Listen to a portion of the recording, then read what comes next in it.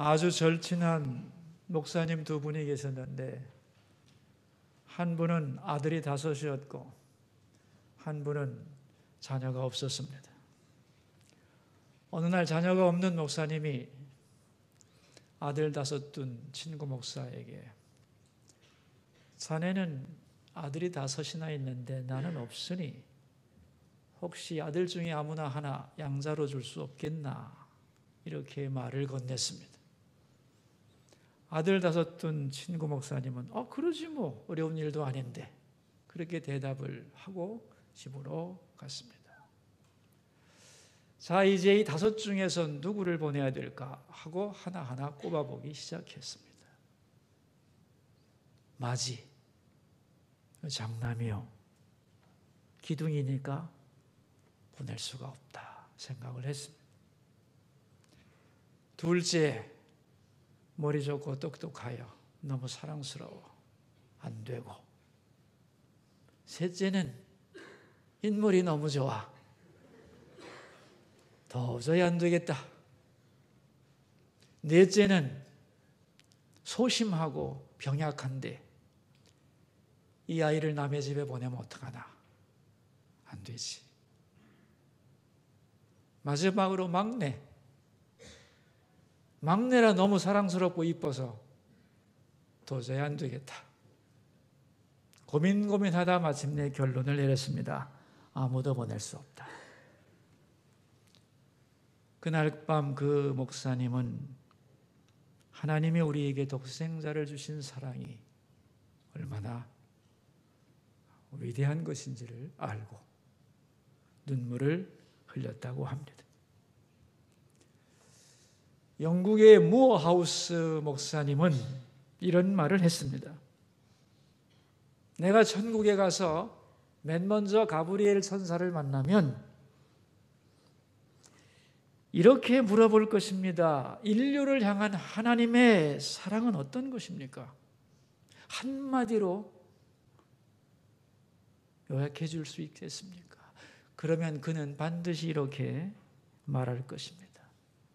하나님이 세상을 이처럼 사랑하사 독생자를 주셨으니 이는 그를 믿는 자마다 아무도 멸망치 않고 영생을 얻게 하려 하심이라. 이렇게 대답할 거라는 거예요. 여러분, 신구약 성경 전체 중에서 가장 중요한 요절을 하나 뽑으라면 요한복음 3장 16절이죠. 그래서 루터는 요한복음 3장 16절을 복음 중에 복음, 압축된 복음이라고 이름을 붙였습니다. 이 말씀 속에는 모든 인류가 추구하는 위대한 것이 다 들어 있습니다. 우리 인간에게 가장 중요한 게 뭐냐? 사랑이라는 거죠. 그런데 그 사랑의 근원이 누구냐는 거예요. 하나님이죠. 이 사랑의 크기가 얼마나 크냐는 거죠. 이처럼이죠. 그 사랑의 범위는 어디까지냐? 세상을 입니다. 사랑의 행동은 뭐냐? 주셨으니. 사랑의 선물은 독생자입니다. 이 사랑의 수혜자는 그를 믿는 자마다 누구든지. 이 사랑의 통로는 뭐냐? 믿음이죠. 믿는 자마다 그랬으니. 이 사랑의 대상은 누구냐? 그를 예수 그리스도죠. 이 구절 속에 나타난 위대한 약속은 뭐냐? 멸망치 않고. 이 구절이 약속하는 건 뭐냐? 영생입니다. 크리스마스는 이 16절에 위대한 모든 것들이 다 성취된 날이죠. 위대한 선물인 독생자 예수 그리스도를 하나님이 이 땅에 보내신 날이 바로 성탄인 것입니다. 왜 하나님은 우리에게 독생자를 주셨을까? 다른 것은 없었을까? 독생자는 하나님이 우리 인간에게 주실 수 있는 가장 귀한 것이기 때문에 독생자를 주신 것이요. 이 독생자란 말은 하나밖에 없는 특별한 아들, 그런 뜻입니다. 헬라어로 모노게네스인데 영어로는 only begotten son입니다. 하나님의 성품과 속성을 그대로 가지고 있는, 하나님과 전적으로 동일한 아들, 그게 독생자죠. 여러분, 독생자 그래서 아들이라고 불리우지만 그분도 하나님입니다. 요한복음 1장 18절에 보면 이렇게 나와 있습니다. 본래 하나님을 본 사람이 없으되 아버지 품속에 있는 독생하신 하나님이 나타내셨느니라. 독생하는 하나님이에요. 아들이지만 아들과 신분과 성품이 그대로 같은, 자신과 다름없는 가장 소중한 존재를 가리켜서 독생자라고 부르는 것이죠. 여러분, 하나님이 가지고 계신 것 중에 가장 소중한 게 뭐냐? 자신만큼, 자신보다 더 소중한 독생자를 우리에게 주신 겁니다. 더 이상 귀한 것이 없는 최고의 것을, 그것이 바로 독생자를 주셨다는 말이죠. 또한 독생자 예수 그리스도는 우리에게 영원한 생명을 주실 수 있는 유일한 분이기 때문에 우리에게 주신 것입니다. 제가 얼마 전에 우리 교우님의 남편이 교통사고를 심하게 당했는데 그 자리에서 차를 폐차했는데 본인은 아무 다친 게 없는 거예요. 너무너무 감사하다고 인사를 왔어요, 저한테. 근데 교회도 나오지 않는 이 남편이 아내와 함께 너무 감사하니까 따라와가지고 인사를 하면서, 제가 이렇게 무사한 것은 돌아가신 저의 부모님이 저를 보호해 준 것 같습니다 하고 몇 번이나 강조를 하는 거예요. 그래서 제가 말했죠. 절대로 부모님이 아닙니다. 부모님 마음이야 뭐 언제나 자식을 끝까지 따라가서 보호하고 싶겠지만은 부모님 자신도 자기를 돌볼 수 없는 겁니다. 선생님도 스스로 사고 안 나는 것을 자기가 막을 수가 없었잖아요. 그리고 선생님의 자녀들이 지금 먼 데서 운전하고 있다고 합시다. 그들이 위험하다고 선생님이 도와줄 수 있습니까? 못 도와주죠. 그러면 죽은 부모님이 어떻게 나를 살려주겠습니까? 가능하겠습니까? 가능하지 않겠는데요. 하나님께서 아내의 눈물의 기도를 들으시고 선생님께 새로운 기회를 주신 것 같습니다. 듣고 보니 그런 것 같습니다. 그래서 함께 기도를 한 적이 있습니다. 여러분, 부모님의 자식을 향한 마음은 내 목숨이라도 내주고 싶죠. 그러나 그럴 수가 없어요. 인간의 한계입니다, 여러분. 그러나 예수님의 구원은 완전한 거지요. 그래서 요한복음 10장 28절에서는 이렇게 말씀합니다. 내가 그들에게 영생을 주노니 영원히 멸망하지 아니할 것이요 또 그들을 내 손에서 빼앗을 자가 없느니라 그랬습니다. 예수님의 전능하신 능력과 사랑 안에서 우리는 절대적으로 안전하다는 거예요. 왜 하나님이 독생자를 주셨느냐? 우리에게 하나님께 가장 소중한 분이기 때문에, 그리고 그분만이 우리를 완전히 구원하여 보호할 수 있기 때문에. 아멘입니까? 오늘 17절 말씀을 함께 읽겠습니다. 하나님이 그 아들을 세상에 보내신 것은 세상을 심판하려 하심이 아니요 그로 말미암아 세상이 구원을 받게 하려 하십니다. 이 아들을 보내서 하나님이 하고 싶은 게 있는 거예요. 그게 뭐예요?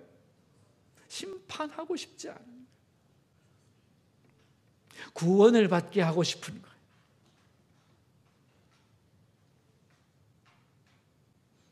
그런데 그것이 예수 그리스도를 통해서만 가능하기 때문에 그분을 보내신 거다. 그런 말이죠. 그러므로 우리가 그분, 우리에게 오신 예수 그리스도를 믿는 순간부터 우리는 심판을 두려워하지 않게 되는 것입니다. 멸망을 걱정하지 않게 되고 구원을 의심하지 않게 되는 거죠. 영원한 안전을 보장받았기 때문입니다. 이게 복음인 거죠. 크리스마스가 있기 때문에 우리는 예수님을 우리의 구주로 믿고 의지하며 살아갈 수 있게 된 것이지.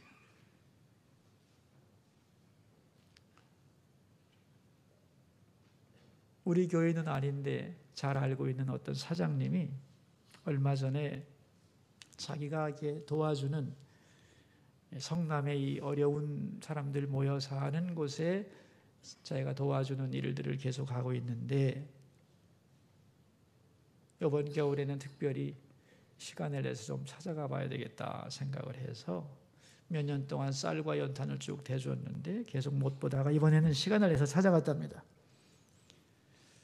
갔더니만 이제 다들 고마워하고 반갑게 맞아주면서 하는 말이 사장님이 이렇게 쌀도 보내주시고 연탄도 늘 보내주셔서 배부르게 따뜻하게 잘 살아가고 있습니다. 그런데 더 고마운 것은 이렇게 바쁘신 사장님이 직접 찾아와 주시니 몸둘 바를 모르겠습니다. 정말 감사합니다. 오늘 사장님의 얼굴을 배우니 우리를 정말 사랑하신다는 것을 다시 깨닫게 되었습니다. 그러더라는 거예요. 그 말을 듣는 순간에 깨달았답니다. 아, 그런 거구나. 멀리서 돈만 보내는 게 사랑이 아니구나. 내가 직접 찾아가서 얼굴 보는 것, 그게 사랑이구나 깨달았다고 합니다. 여러분, 하나님이 우리에게 직접 찾아오셨습니다. 저 높은 하늘 보호자를 버리고 직접 이 누추한 곳에 오셔서 우리를 만나고 사랑하고 함께 거하기 위하여 친히 이곳에 오신 것입니다. 그게 성육신이죠. 놀라운 사랑인 겁니다.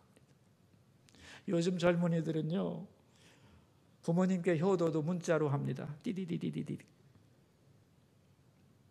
착각하지 마세요.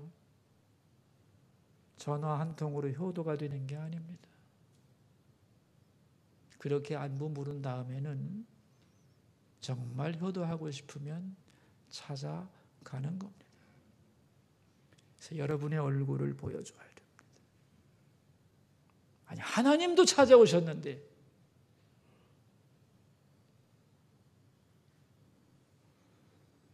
오늘 본문의 16절에 이처럼 사랑하사 그럴 때 이 이처럼이란 말은 직접적으로는 독생자를 줄 만큼 사랑했다는 얘기고,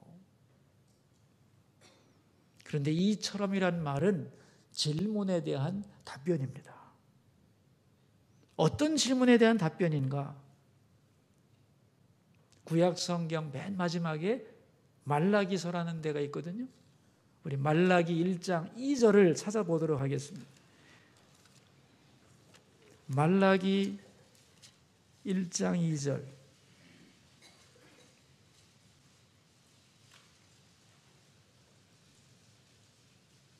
이 구약의 질문에 대하여 답변하는 것이 요한복음 3장 16절입니다. 1장 2절을 같이 읽습니다. 여호와께서 이르시되 내가 너희를 사랑하였노라 하나 너희는 이르기를 주께서 어떻게 우리를 사랑하셨나이까 하는도다. 나 여호와가 말하노라 에서는 야곱의 형이 아니냐 그러나 내가 야곱을 사랑하였고 그랬습니다. 어떻게 우리를 사랑했습니까? 이스라엘 백성들이 이렇게 하나님을 향하여 질문했습니다. 뭘 사랑했다는 겁니까 도대체? 여러분, 이 말이 왜 나왔느냐 하면은 이스라엘 백성들이 포로에서 돌아왔거든요. 돌아온다면 모든 것이 다 잘 될 줄 알았는데 어려움이 너무너무 많은 거예요. 그 힘든 상황 속에서 그들은 말합니다. 하나님 믿고 돌아오면 다 잘 된다고 그랬는데 우리 현실이 너무도 어렵습니다. 하나님이 우리를 사랑한다고요? 뭘 어떻게 사랑했다는 겁니까 도대체? 그렇게 대들었습니다. 마치 철없는 아이가 엄마가 날 사랑한다고? 뭘 사랑했어요? 언제? 그렇게 대드는 것과 똑같죠. 이 말라기의 질문을 받고 하나님이 하도 기가 막혀서 야, 너희들은 너희들이 한 짓을 모르냐? 관두자. 성전 문을 닫아라. 그게 말라기서 얘기입니다, 여러분. 그래서 구약이 끝나는 거예요. 자, 이제 하나님과 그 백성 사이의 관계가 완전히 깨져버립니다. 그리고 이제 그 깨어진 관계를 잇기 위해서 하나님이 먼저 다가옵니다. 그러면서 하는 말이 오늘 설교 제목이에요. 뭐죠? 이렇게 사랑했다. 어떻게 사랑했어요? 이렇게 사랑했어. 독생자를 줄 만큼. 그러니 이 사랑을 알아다오. 이런 뜻입니다. 이 속에 사랑하는 하나님의 안타까운 마음이 그대로 들어있는 거죠. 오래전에 저희 아이가 초등학교 다닐 때 일인데 어느 날 집에 와서 하는 말이 엄마, 나 오늘 선생님 의자에 앉아봤어요. 그러는 거예요. 엄마가 선생님 의자에 앉으면 안 된다 그랬더니 아니 엄마, 선생님이 앉아보라고 했어요. 왜? 모르겠어요. 우리 반 아이들에게 돌아가면서 앉아보라고 했어요. 그날 아이의 일기 제목은 선생님의 의자였습니다. 내용은 이렇습니다. 선생님은 왜 우리에게 선생님 의자에 앉아보라고 하셨을까? 앉아보니 얼마나 시끄러운지 모르겠다. 선생님이 얼마나 우리를 위해 수고하셨는지 알 것 같다. 그리고 선생님 의자에 앉아보니 어떻게 해야 좋은 학생이 될 수 있는지 알 것 같다. 내 생각에는 마지막으로 그 자리를 떠나면서 자기 마음을 다 표현할 수가 없어서 선생님 마음을 조금이라도 느껴보라고 앉아보라고 한 것 같다. 선생님의 의자는 선생님의 마음이다. 선생님 고맙습니다. 였어요. 그 선생님이 참 지혜로운 분이다. 떠나시면서 아이들에게 자기 마음을 그렇게 표현했구나 하는 걸 마음에 제가 담았죠. 내가 어떻게 해야 내 마음을 니네에게 보여줄 수 있냐는 거죠. 바로 그겁니다, 여러분. 내가 어떻게 해야 너희들에게 내 마음을 알게 하겠냐? 나는 말이지 독생자까지 줄 만큼 너희를 사랑한다는 거예요. 그리고 그것을 눈으로 보여준 것이 성육신이고 성탄절인 것입니다. 여러분이 이제 이 하나님의 마음을 알고자 하는 마음으로 우리 16절을 읽을 텐데, 하나님이 세상을 그럴 때 그 세상 대신에 자기 이름을 넣으셔야 돼요. 그 다음에 그를 믿는 자마다 할 때 그 자마다 할 때 자기 이름을 넣어서 16절을 다시 나에게 주는 말씀으로 읽어보도록 하겠습니다. 같이 천천히 읽겠습니다. 하나님이 명환이를 이처럼 사랑하사 독생자를 주셨습니다. 이는 그를 믿는 명환이가 멸망하지 않고 영생을 얻게 하려 하심이라. 크리스마스는 하나님이 우리 위하여 독생자를 주신 날입니다. 우리가 그를 우리의 주님으로 영접하는 순간에 우리는 하나님의 자녀가 되는 거죠. 영접하는 자, 곧 그 이름을 믿는 자들에게는 하나님의 자녀가 되는 권세를 주신다고 그랬습니다. 언젠가 어느 분이 하나님 자녀의 권세가 뭐예요? 이렇게 얘기를 하길래 하나님 자녀의 권세는 무지무지한 거죠.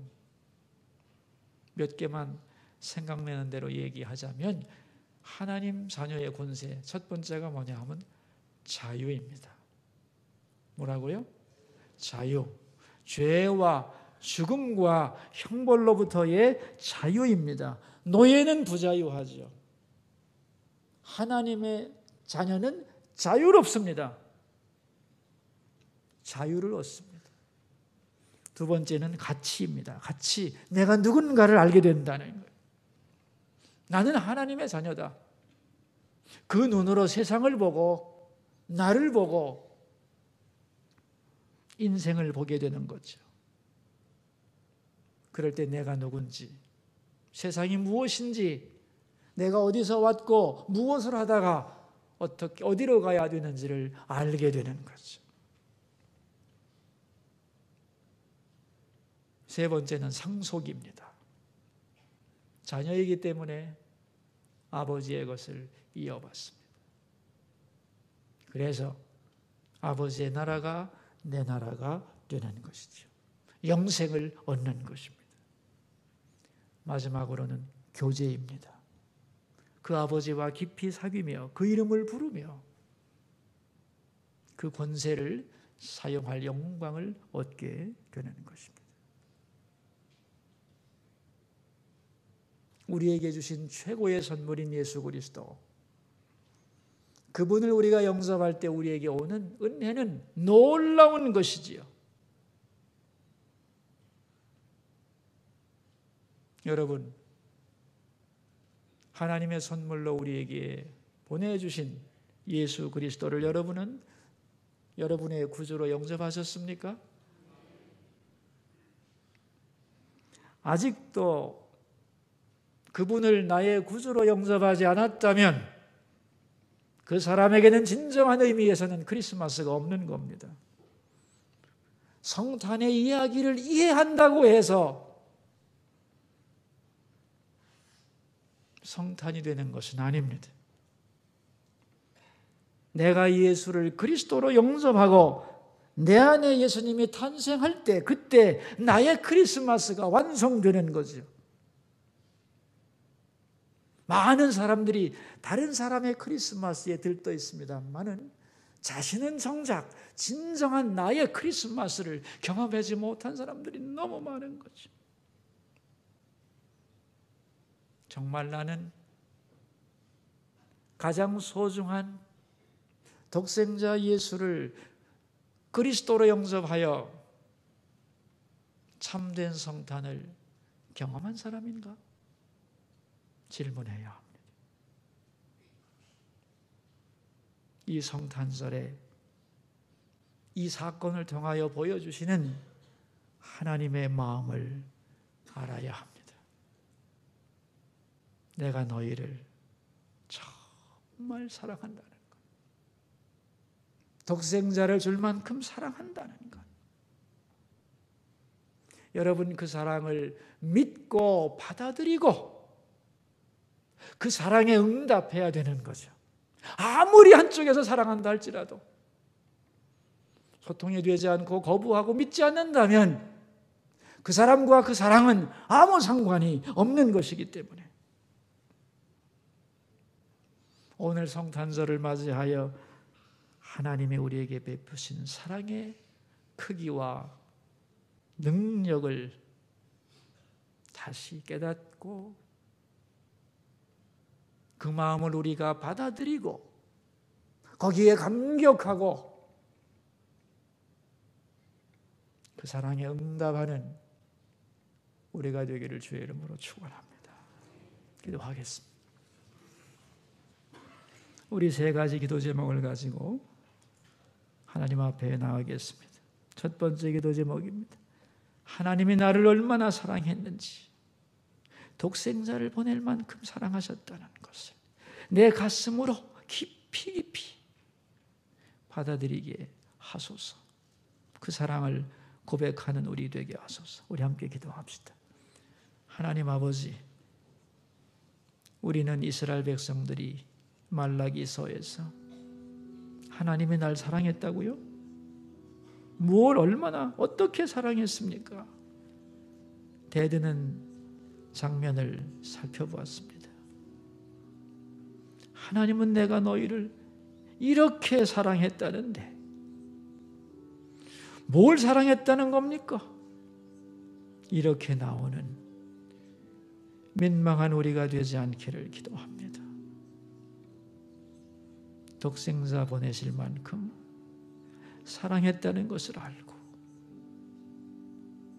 이 성육신 사건 속에 나타난 하나님의 마음을 깊이 깨닫는 성탄이 되도록 도와주시옵소서.